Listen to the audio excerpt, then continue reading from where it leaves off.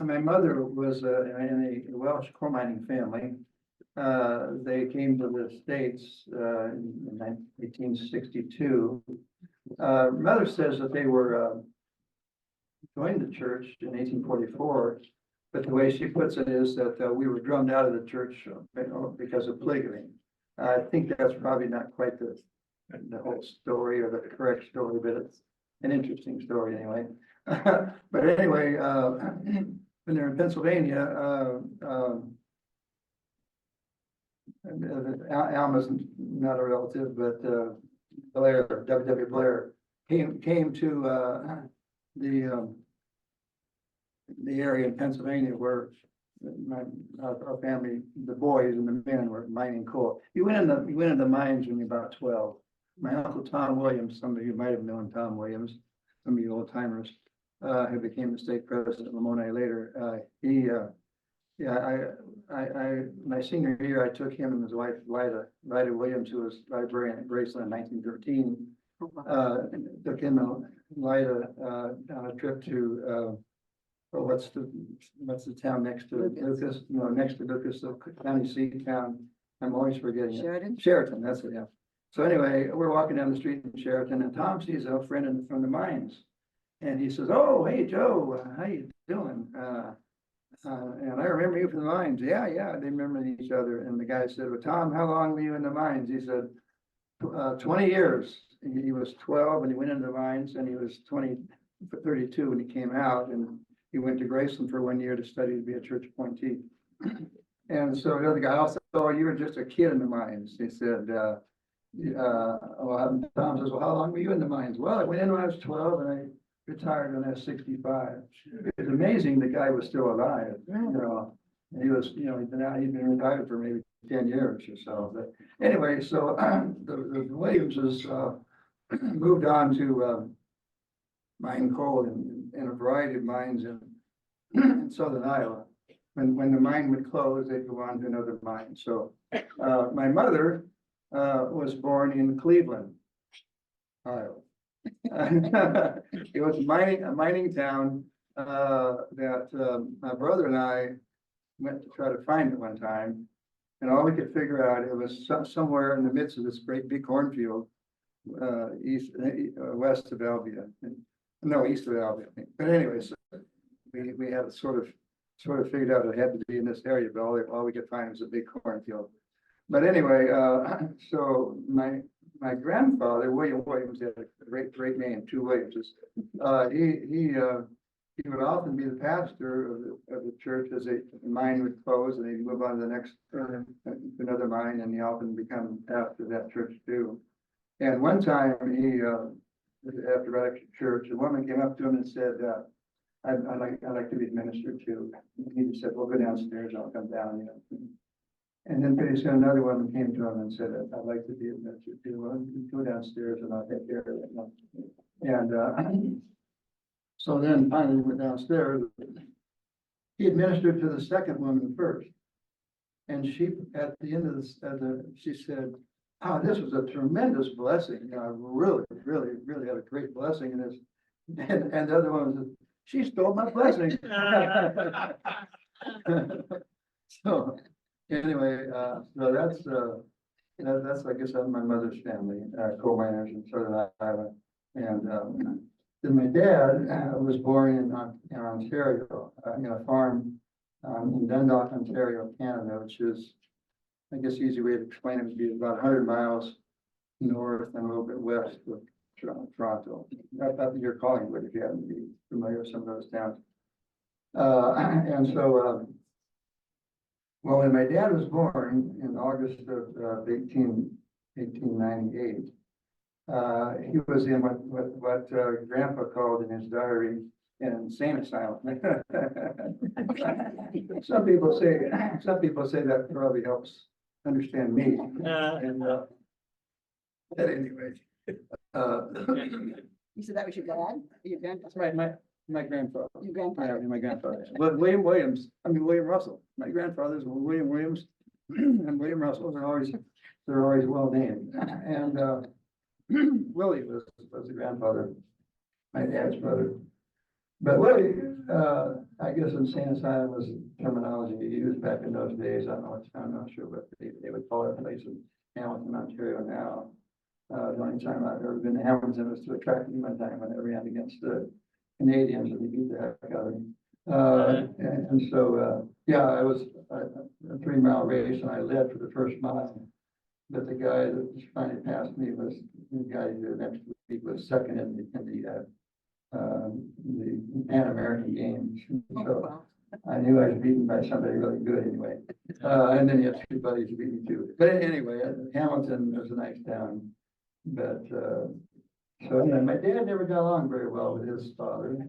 He really liked his mother. His mother, Susan, was very good. Well, another favorite thing from my grandfather's diary was that generation just didn't, whoops, I'll get it.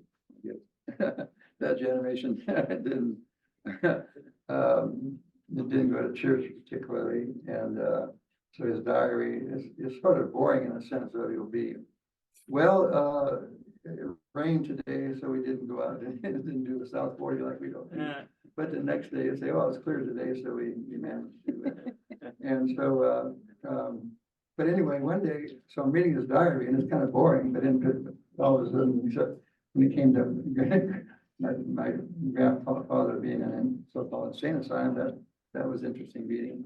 But another day, he said, Susan, that's my grandmother, went down to Sampson Park today to be baptized by the LDS, by dipping. And then there's a little pause and he says, it's a fad, I think. I got to think out, it's a fad, I think. And so anyway. So that was LDS or RLDS? Which was? Oh, she was baptized in the RLDS church. Yeah. Okay, what happened is Willie's older brother, there's 4 brothers, and Willie's brother was Clark, oldest brother was Clark Russell. And Clark had gone over into Michigan, northern Michigan, to teach school for 2 years.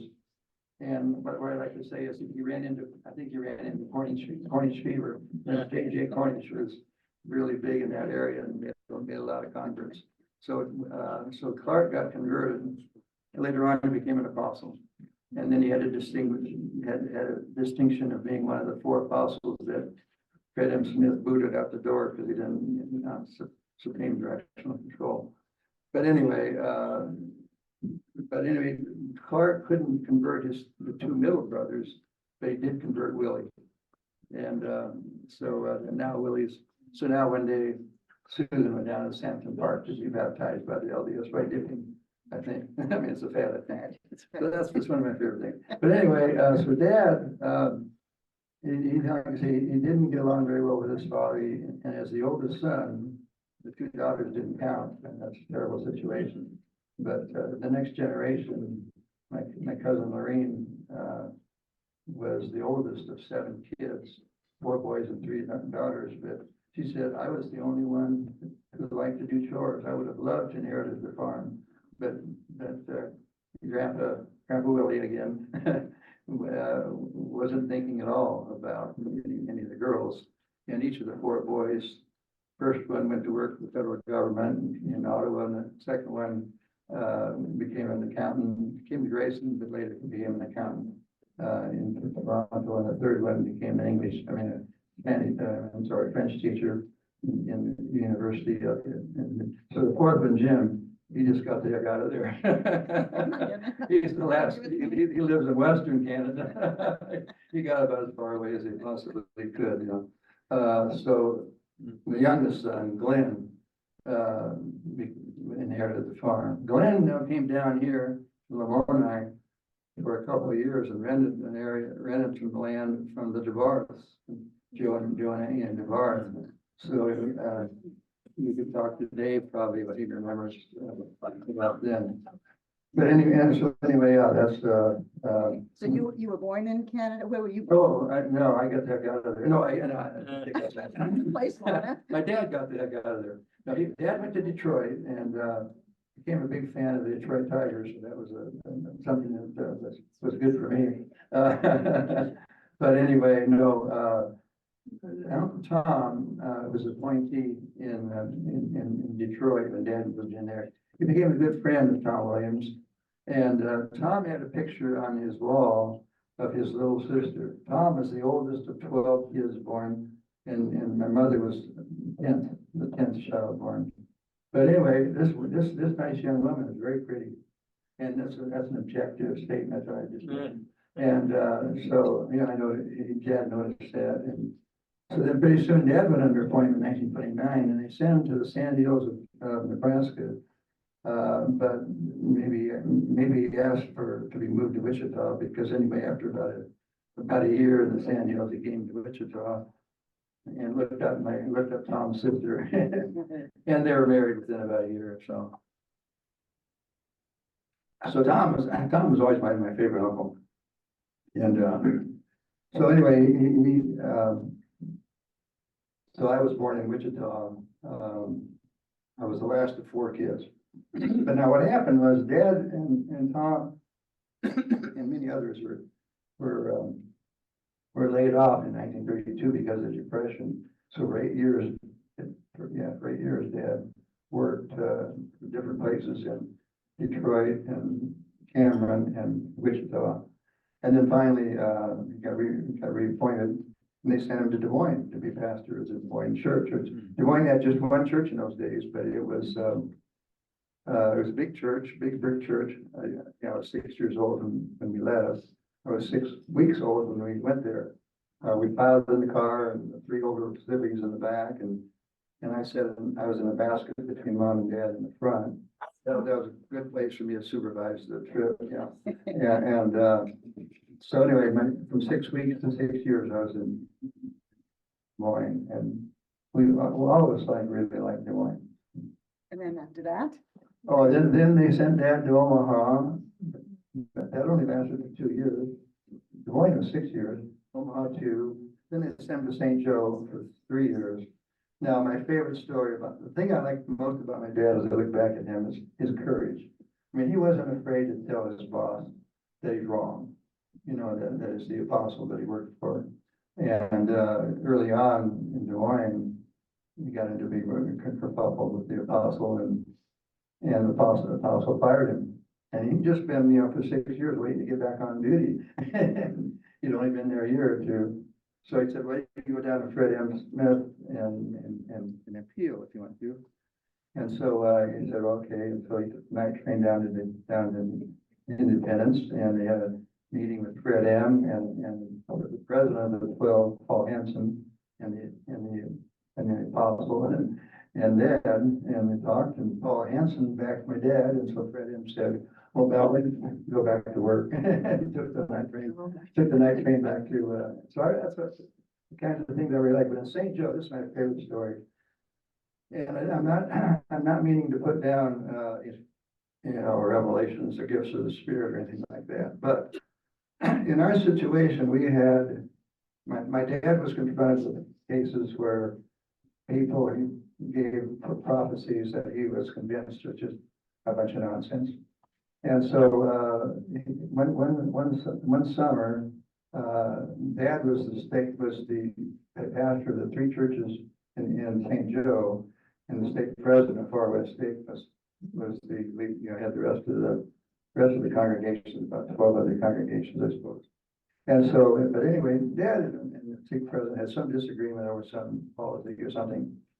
And the disagreement hadn't been settled before the reunion at Stewartsville. And so they had this great big tent, and for the morning prayer service, and maybe probably for adult classes too, I suppose. But anyway, my dad sat right down in front in the middle. There was a middle aisle. He sat right down in the first row, right by the middle aisle. And so during the prayer meeting, during the testimony period, there's this high priest who was a close buddy of the state president.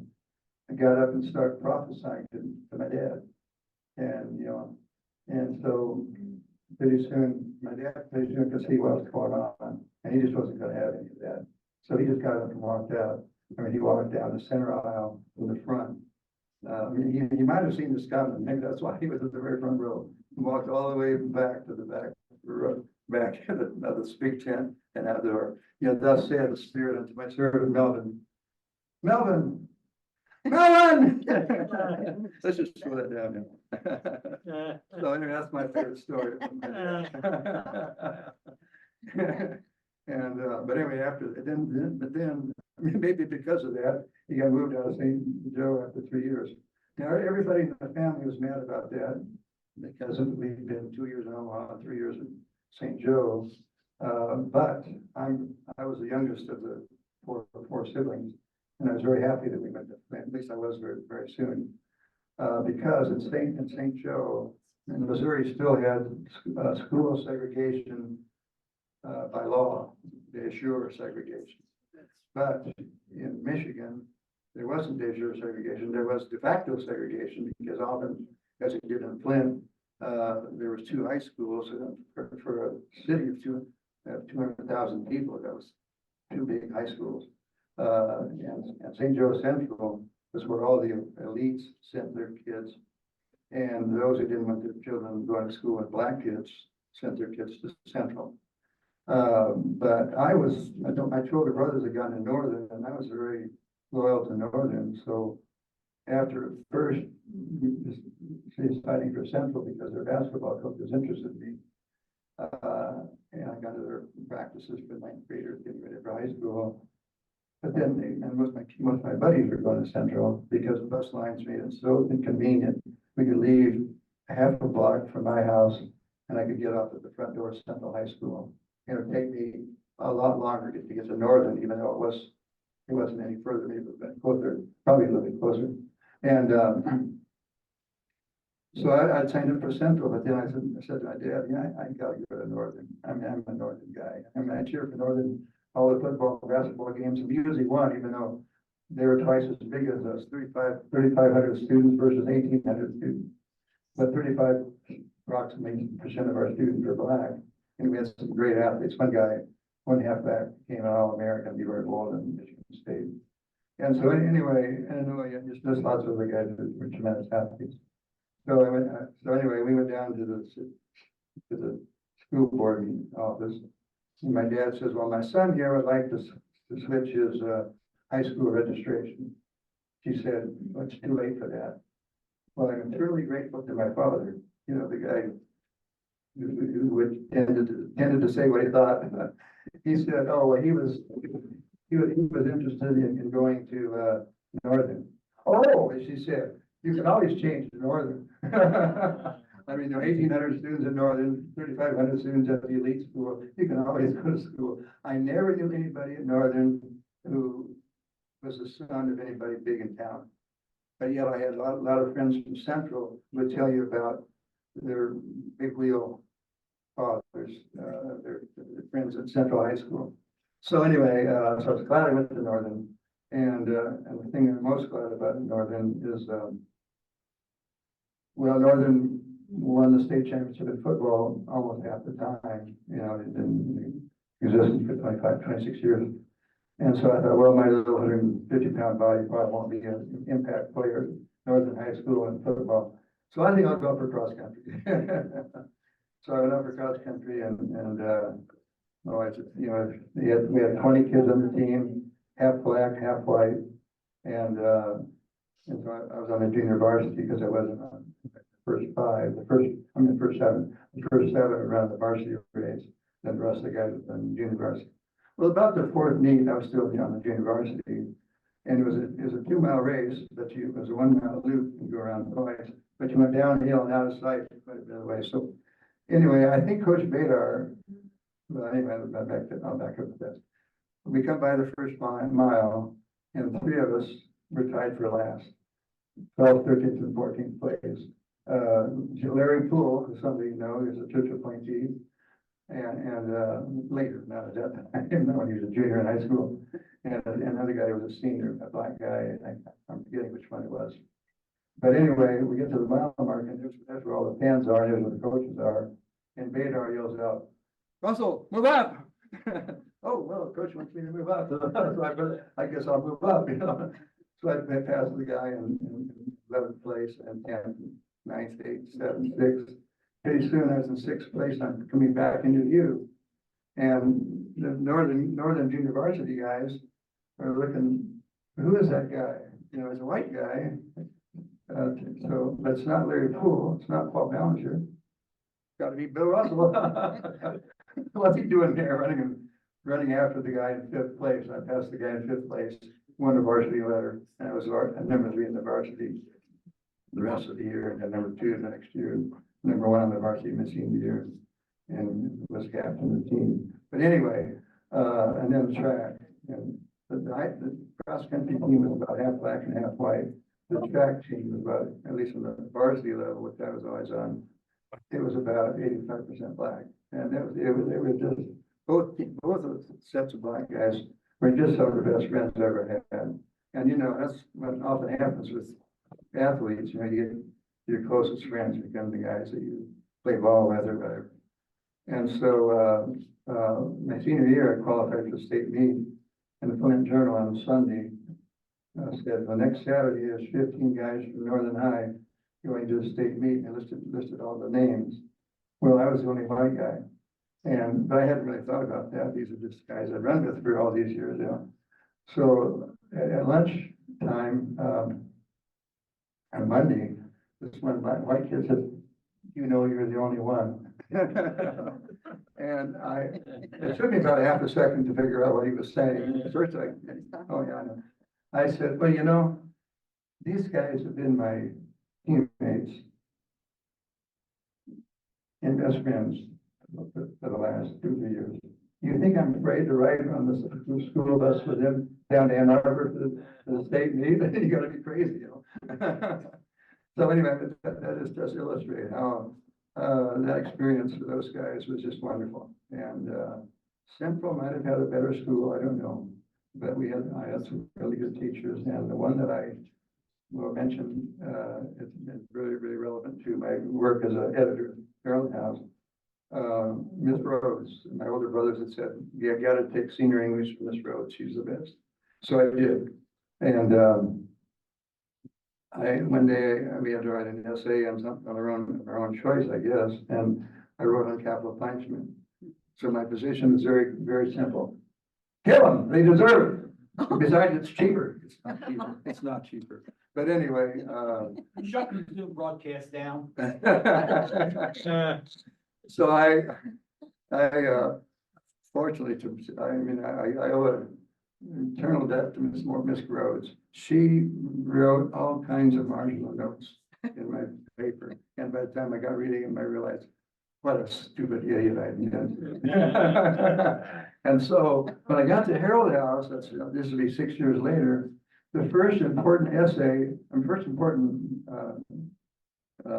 editorial that I wrote on a social issue anyway, was on capital punishment. And the great Israeli philosopher, theologian, Martin Buber, had met with Prime Minister David Ben-Gurion and urged him not to execute Adolf Eichmann, who was responsible for about 1 million deaths in the Holocaust. The theologian, he thought that if he did that, just give him life in prison, maybe that would help reduce anti-Semitism in Europe, which is just still strong when I was there in 1993. But anyway, Ben-Gurion really had to kill him.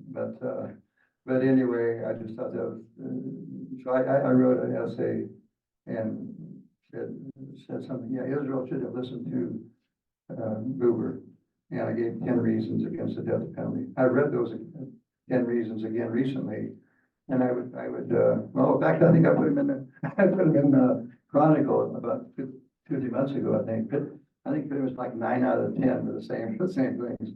But anyway, it was wonderful, and I regret I never wrote her a letter. I never really knew her, so I never really wrote her a letter and thanked her and sent her a copy of what I wrote, which was a little bit different than the stupid essay that I wrote to her. But anyway, so but I guess also my senior year at high school was the year we got television, 1955. And, those of you old enough probably know, a lot of people, that's about when they got television. I think my mother and dad did not want to get television before at least half, if not most, majority of the people in the church got television, because I know my mother never wanted to have us look like we were richer than somebody else in church, you know. You know, Worry. just, Not to worry. not to worry, you know. With 5 kids, you know, I'm sorry, 4 kids, you know, plenty to worry about. See, my siblings were 7, 5, and 4 when I was born, 4 years later. So I was sort of an afterthought, I guess. And that just needs and wants thing. I got a vasectomy after I was our second child, and we were having lunch with my parents, and I mentioned it, I had a vasectomy. And mom and dad looked back and forth at each other across the table. And they got the okay, and so dad says, well, when you were born, I went out and got a vasectomy. And I don't blame him. I mean, you know, it's probably, mother never drove, and so fortunately, they had, in Des Moines, they had a house right near 14th Street, so you can take the 14th Street bus downtown and other places. But anyway, So after you graduated from high school, after high school? yeah, I went to Graceland. And so at Graceland, I had a roommate named Howard Booth, not a roommate, but a classmate named Howard Booth. He was in the same 4 years. And so like I told you in a sermon I gave earlier, whenever we were both religion majors. And whenever we didn't understand something Cheville had said, we just go talk to Howard afterward, and he clarified for us. And so it's good to have Howard here too, so he can correct any mistakes. And that might be one, I don't know. But anyway, I went to Graceland as a phys ed major, of course. Because again, I never listened in high school or before. I never listened to a sermon all the way through. I mean, I was a jock. I mean, I like sports. Every sport that I came in contact with, I loved, you know, I did practically all of them. I did fairly well in several of them. And so, but anyway, so I was a phys ed major at Graceland. I had never listened to a whole sermon all the way through before I got to Graceland. But when early on at Graceland, my freshman year, actually, it was Coach Carter. I went down to hear him preach down on a Sunday evening, and he spoke for like well over an hour. I heard every word of it. I thought, my gosh, I don't think I've ever listened to a whole sermon before in my life, and I listened to every word of his. But anyway, I took religion courses each year, each semester, even though I was a phys ed major in those first 2 years. But in Harold Condit was the guy who ordained me a priest for my sophomore year. I'd been called back home in Michigan, but the way they arranged for somebody down here that they had a priesthood meeting and he ordained us, 8 or 10 of us guys, I think. So anyway, Harold was dean of students and he ordained me. Well, as we got closer to the end of my sophomore year, he ran into me outside someplace and he said, "Will, you ought to consider going to Graceland 2 more years and being a religion major." Yes, the only major we had was religion. Howard and I were in 4 classes that were only religion. We were in the 3rd class. Ours was the first class that was accredited, and so the other guys apparently weren't as good as the guys like Everett Graffio, Bob Speed, you know, and a few people like that, you know, real losers, you know. And Gary Westwood, he was just fantastic guy. It was just first class. But anyway, so I went right away, went up to the room and got out my Graceland catalog and looked at those religion courses I'd been taking as a junior and a senior. I thought, man, those look like interesting courses. I didn't give the foggiest thought to whether or not any jobs would be available. I didn't think about that at all. I mean, a lot of us didn't that day. When Bob Sinclair and I were graduating, we're having a Coke or something, got sworn in. And the last week of school, and an editor from the school paper came by and said, "Well, Bob, what are you going to do after graduation?" He said, "Well, I'm going to drive home to Oklahoma City, and first I'm gonna have lunch and then drive home to Oklahoma City. Well, Bill, what are you gonna do? Well, mine was about the same. Mom and Dad are gonna drive me back to Grand Rapids, and I got me back to Grand Rapids, and I called the old paint boss. I used to paint utility towers in Michigan. It was a lot of fun. It was 100 feet off the ground, and it might be 100 degrees down below, but only be about 80 degrees up where you're at. So you want to be careful about those wires. So Yeah. they would kill you. So you didn't get too close to them. But I really enjoyed the job. So, hey, so are you painting this summer? No. Okay, thanks. Then I remember Conda just told me, well, you could go down to Warrensburg. No, I'm sorry, Maryville, and take some education classes. And I had about 12 hours of education from Conda. And then so I could get a couple more classes and have about 18 hours of education. You could get a teaching job this fall. And that's basically what I thought I would probably end up doing. So I said, okay. So I called Maryville from Grand Rapids. When does summer school start? Yesterday. Oh, I'll be right down. And so I go down there, and I'm about 2 days late, and I sign up for a couple of classes. I could have signed up for 3, but I thought being late, I think 2 is probably better settle for 2. And I'm going to go to class, and then that on Friday, I thought, well, I go down to Independence and see my sister Rita Lancaster and Dick Lancaster, who Howard worked for later. I went down to see him, and I decided to go out to the campus where there'd be softball games going on and so forth. When I got to the campus, and there's Roger Yarrington, this big tall guy from Lamoni, who was an editor at Herald House. And he talked to me at conference times. I hadn't taken it that seriously because I hadn't heard anything more. And Roger was playing first base, naturally big tall guy, he was first baseman. He said, Bill, wait around till in between innings, I want to talk to you some more. Oh, okay. So he says, I think we're getting pretty close to where I can offer you that job. You had to get it cleared to take the big boys in Independence. And so they were all boys. And so I go in the next morning, and he had a couple of big wheels were there. I think Bishop Walter Johnson, who was just really a great guy, was one of the people there. And so we had a further talk. And so then I go back to school, and on Wednesday I get a phone call. This is Roger. Hey, you can, it's all set. You can, the job is yours if you want it. And I said, yeah, I'd love to have it. I'll take the job. So the next morning I go in to the registrar's office, and they look at me. And I said, well, yeah, register late and leave early and avoid the rush, you know. So that worked out pretty well. I went down to Independence, and Roger was a terrific boss, and a great journalist. He took us to the University of Kansas one day, a bunch of us, and showed us how the copies of an article published in New Yorker magazine, which considered to be like the best magazine.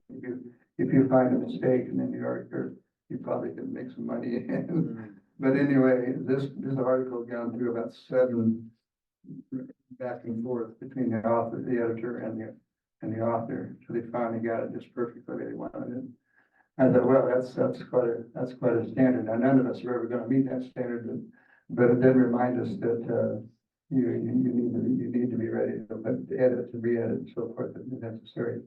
One of our Graceland faculty members, I won't mention, came in with an article that I asked him to write, and he said, "No, I don't want you to change a word of this because just somehow this is every word of it is me, I guess, you know." And I thought, well, it's my publication. I mean, you're the author. You take responsibility for it as author, but I take responsibility for Bill Magazine, and so I really need to edit, make any editing I think is necessary. I did a little editing on the article. He never said anything, but I probably should have edited more though. But anyway, anyway, the big thing for me at Herald House, I would have to say, getting back to the issue of race. I felt that from the very beginning, I felt we need the message in our magazines, the Stride and the Herald, to be relevant to the world we live in. And in the 1960 to 66, the 6 years I was there, the biggest domestic issue in the United States was race. And of course, my experience with my track buddies and cross-country buddies at Northern, certainly, I mean, well, I say certainly, I would think had something to do with this. I wrote 50 editorials for the Herald in those 6 years. 6 of them were on civil rights.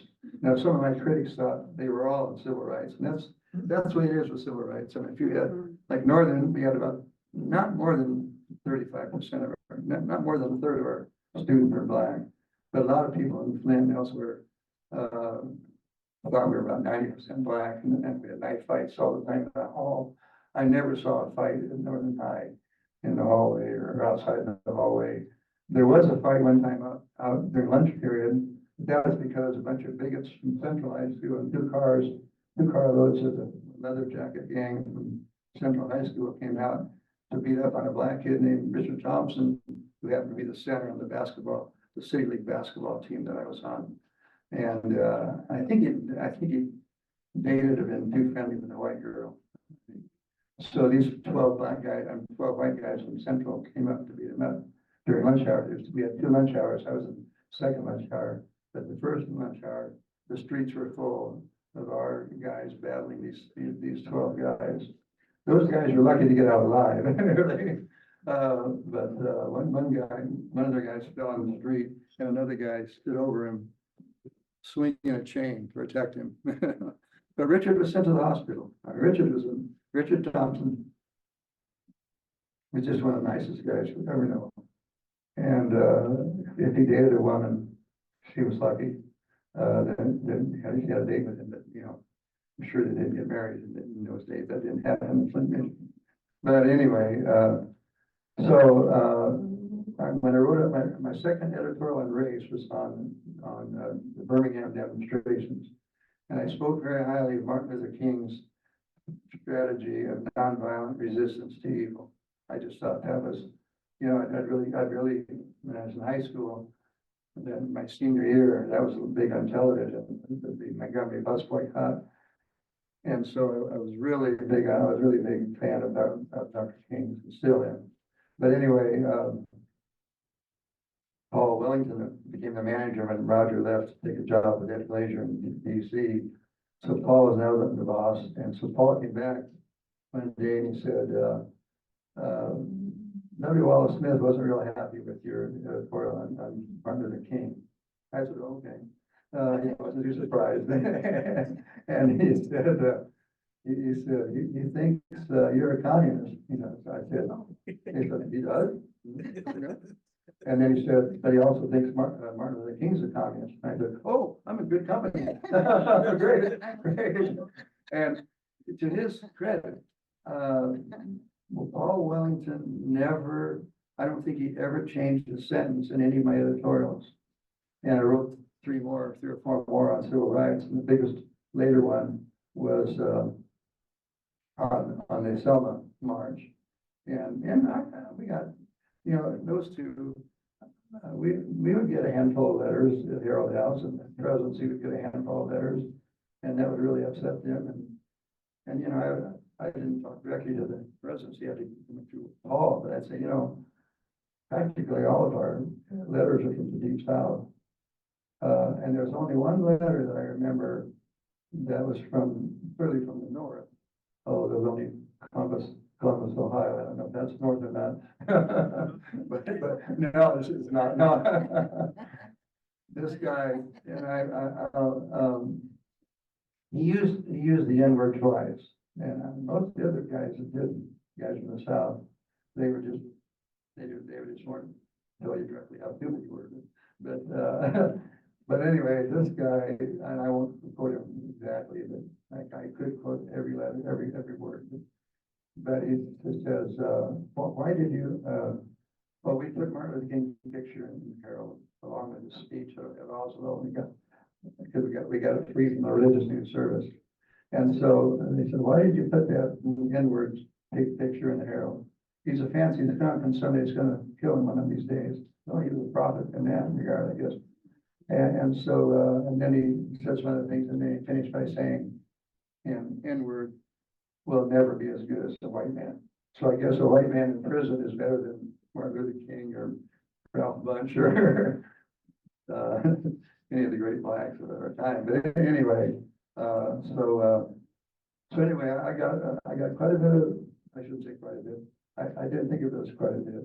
I got, probably a total of 20 letters from people. But I adopted a policy early on which worked well, I think, and that is that when I get this snotty letter from somebody, right away I would write a response, but then I would hold on to it. I would hold on to it for about a month, three or 4 weeks anyway, and then I get it out and read it again, and I take out words like stupid and stuff like that. I don't know. I didn't have words like, but anyway, I take out, I'd tone it down a little bit and then send it. So by saying it, like one guy, Joe Phillips from Paris, Louisiana, who was a uncle of our friend Barney Fuller. Joe, he wrote me frequently, but I don't know how often I would have gotten letters from him if I hadn't waited a month between his. But anyway, so anyway, that one from Columbus, Ohio, was by far the worst. I had a couple people who had written me very negative letters about civil rights, who came to me later, like at a Graceland commencement or graduation or something. So I'm so-and-so, and you were right. And even one of the apostles, a guy I'm not going to name him, but a guy that I had to work with on restoration witness in the last 2 years there. That was part of the reason I left after 6 years. No, I got an offer of a job at Graceland, but so I would have taken it anyway. But I was really tired of restoration witness because most of the articles were just how, well, I was raised a Baptist and then I got to study the Bible and I discovered that the RLDS Church had all the right offices, all the right sacraments and everything. A lot of that stuff's not true. But anyway, so I wrote to the first presidency, we should just quit from restoration witnesses. It doesn't make any sense. I mean, got so many of these articles. Sometimes it'd be a majority of the articles that came in that month. My time is running out and I want to get to some other things. Okay, yeah. Okay, so let's go with the other things. let's go to Graceland. Okay. Go there. Okay, that's just over there. Stay here, but go- Okay, okay. Well, I got to Graceland and that's what happening. Yeah, and again, it was Harold Condit that came to my office at Harold House and said, would you like to come to Graceland? And what year was that? 1966. 66. Yeah. In Harold House, 66, and Graceland, 66 forever, 41 years. And so, I was teaching religion. Harold said that he'd like to have me teach a section of first, freshman English. And I said, no, Harold, I really not up to that. And the fact that I was an editor at Harold House doesn't mean I'm ready to teach English. And you've got good loads of students in religion classes. We're pretty. I think I got a pretty good pull of those without them. And so we backed off. And so anyway, I taught history of I taught the introduction to Christianity and the Bible courses and the two history of Christianity courses. Then I know you wrote books. Yeah. I'm doing then. Lois has got 2 books I wrote with her. The year I came to Harold House, I had just finished Treasure and Earthen Vessels, an introduction to the New Testament. It went through 4 printings. I think it was used in Sunday school text about as much as there were, other than maybe F.M. Goodrich and Chaville, they might have had 1 or 2 that were used more than mine was. And mine would have been used more often, except for stupid taxing policy. And then because the tax policy was such that the publishing house didn't want to have a book staying around too long. And so the 4th edition of the book, the first 3 editions are hardbook, but the 4th edition was a paperback that they sold for $1.25. This was a full, like $3 or $4, I think, things. And, And what year was that? 1966, Oh, that is nineteen yeah, sixty-six. yeah. This copy is actually signed Milton and Eleanor Russell. My mommy and daddy. Wow, That's that's cool. So they gave it to me when they died, I guess. That's cool. But anyway, yeah, when they got down to $1.25 for paperback edition, well then, because of tax laws, they wanted to get rid of the road. And so they put the price down to 25 cents. Oh. And, what's his name in Des Moines? The guy that was pastor in Des Moines, he went on to Washington DC. No. Al French. Cal French. French. Last night I had to struggle for his name and I finally came up with Cal French. Cal French did a lot, he was really good at ministry, people in hospitals. And so Cal bought up a bunch of them and he'd give them to people in the hospital. And that was nice, but he helped sell out all the copies. And so we no longer had that book. That was a good. I think you hit the off button. Is Dale, we have a battery. that what happened? The battery went out. Keep talking, Bill. Yeah. They can still hear you. So I didn't even, know, where were we? The book has been sold out, This is basically. just water here. Yeah. Basically, the book has been sold out. All French bought them and gave them away. Yeah. Okay, so your second book, how about your second book? Okay, that came, Lois and I got very involved in the Gala organization. We got invited in 1999, we went to Gala in Chicago, a weekend retreat, invited by a couple of gay friends of ours. And the thing I always say about that is, when I walked into that door in that hotel room in Chicago, I met about 5 of the nicest students I'd ever had, who were among the best students I'd ever had and among the nicest people I've ever known. And so I would think anybody who would be biased against these kids has got to be crazy. You know, I mean, their mind needs something done to it. And anyway, so we went to Gala quite a bit, but the Gala folks were pretty soon, they were saying, Russell, we need a book of stories, because the best vehicle is stories by people who have actually been gay and lesbian, and people who are parents or family members and so on. I'm keeping an eye on the clock, so and so anyway, if you look in the back of the Gala thing there, well, why don't you just read the names of people that wrote the very no, the back cover, which has endorsements by. Why don't you read the names of the people? She's gonna You give have me the you. mic. They can still hear you if you talk. Oh, okay. Not the people in the. All right. Okay, it's Grant McMurray, Susan Score, who was an apostle, Don Colbier, who was dean of our seminary at the time, Dick and Barbara Howard, who were really big supporters, and then a friend of mine who was one of the leading Mormons on this issue, H. Wayne Chow, I guess. Anyway, you got some good people to endorse it. And what's the name of our friend from Michigan who bought so many copies?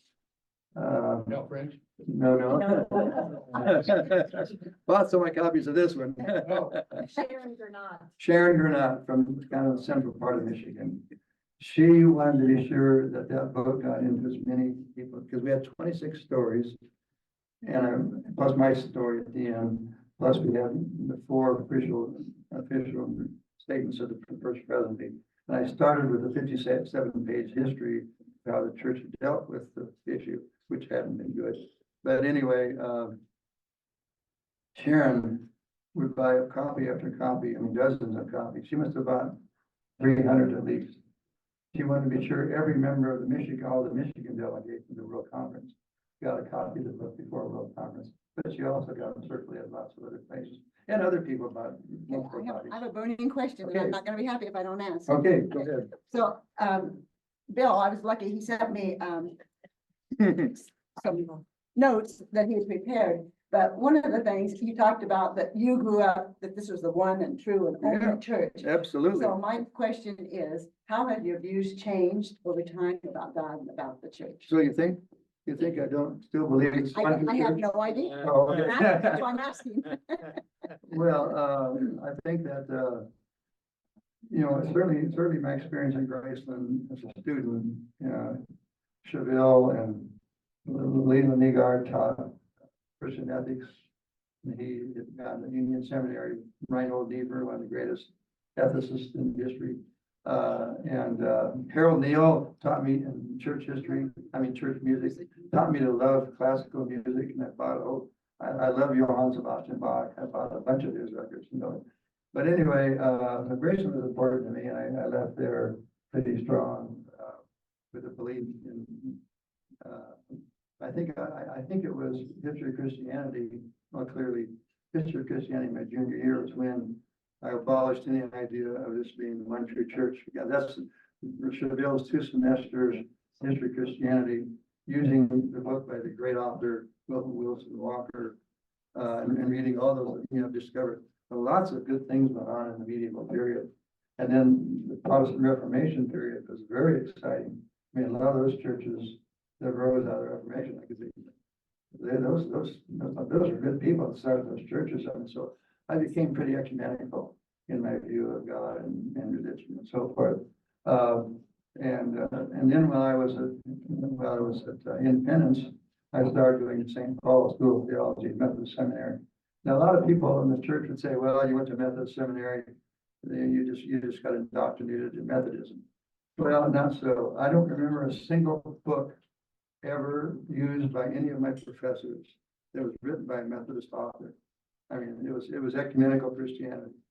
That there's one great weakness in St. Paul in the years that I went to them, and that is we did not have a course in world religions. I think we had a seminary president who had been a missionary in Asia for about 17 years.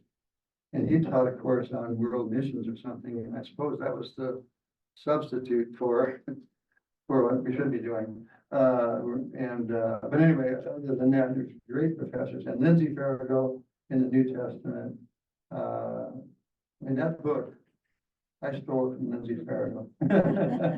That's a little bit hard. I mean, there's a lot of me in that book, but there's a lot of Lindsay Farrago in that book. I did not give Lindsay enough credit in the credits. I credited Cheville and then Alfred B. Ale, who had one class around the work school, and Lindsay Farrago. I should have started Lindsay Farrago and then Cheville. Oh, no, yeah, if I should have mentioned Yale at all. But anyway, so the Methodist Seminary, plus my experience with Graceland and then my experience at Harold House, all led me to have a fairly ecumenical view of Christianity. And so I would take, I will take what I can get from whatever source. My favorite theologian recently is John Shelby Spong.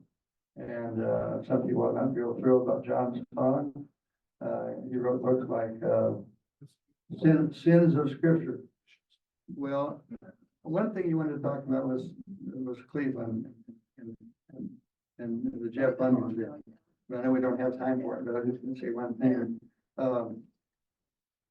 One thing I got out of my extensive experience with the Jeff Lundgren case, including 40 days visiting inmates in prisons in Ohio, but the one thing I got out of it was that Lundgren was a biblical literalist.